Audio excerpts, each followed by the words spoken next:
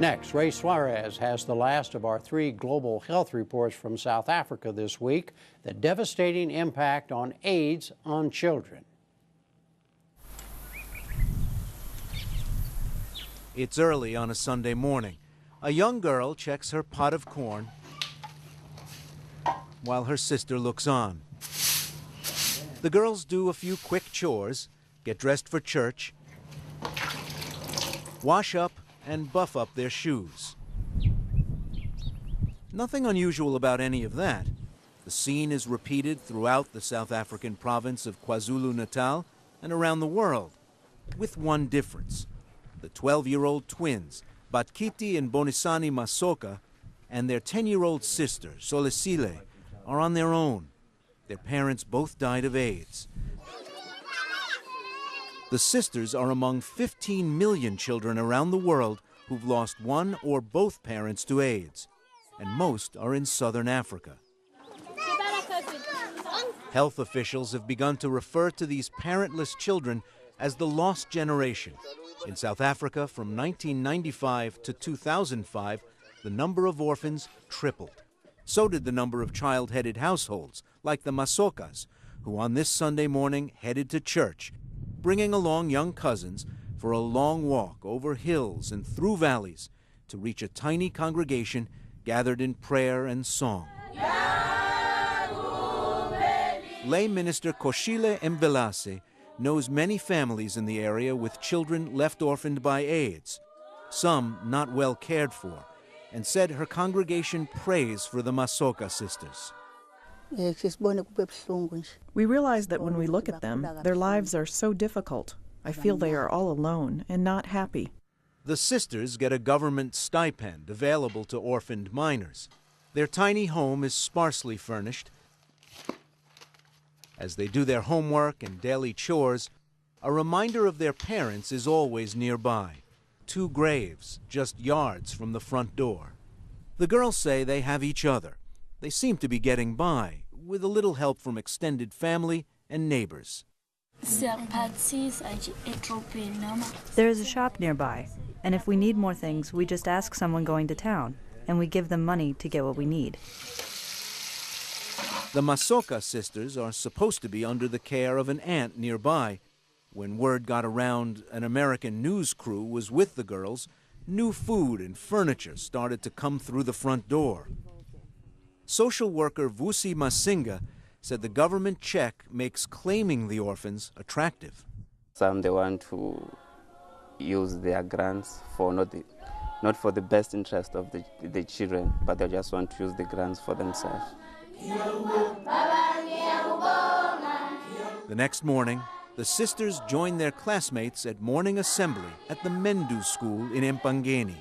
Every morning there's a hymn sing before their studies begin.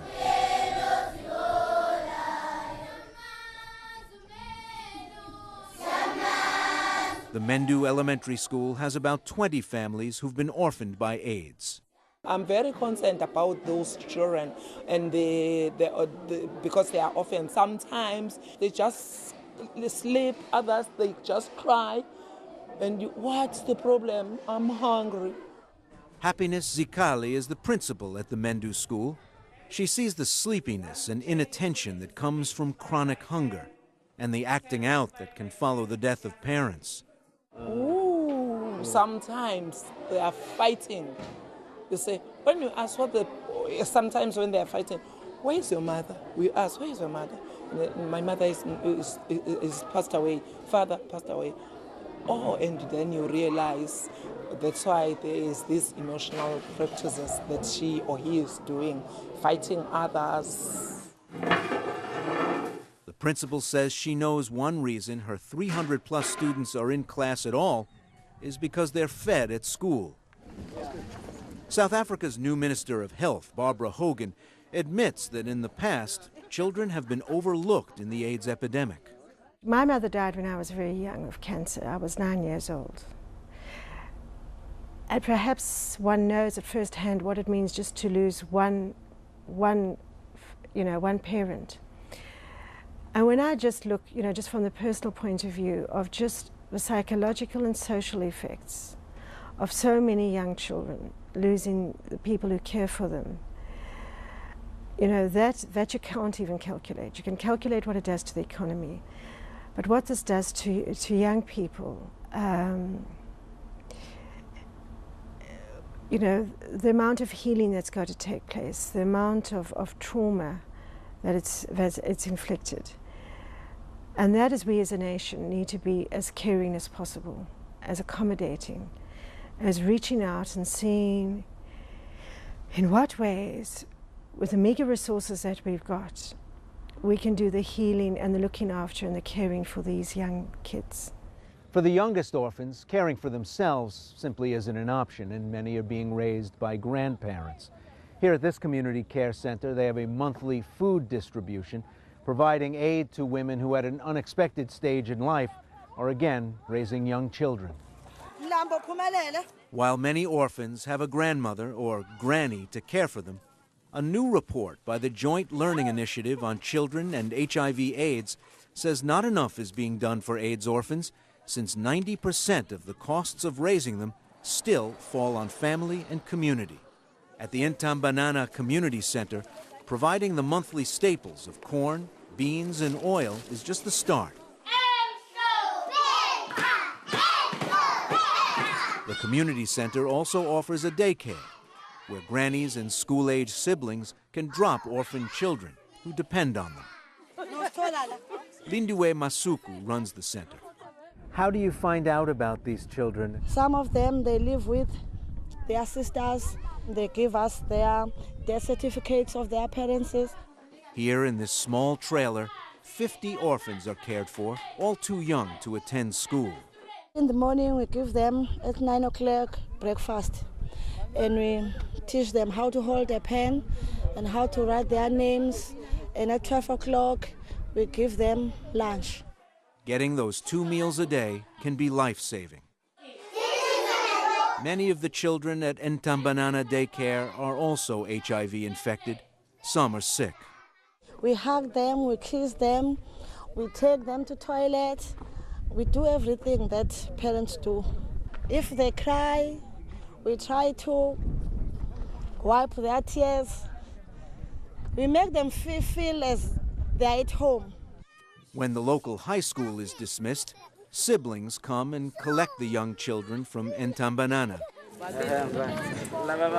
Nonkulueko Minjadu is 19 years old and in the 10th grade. Minjadu lost both parents to AIDS.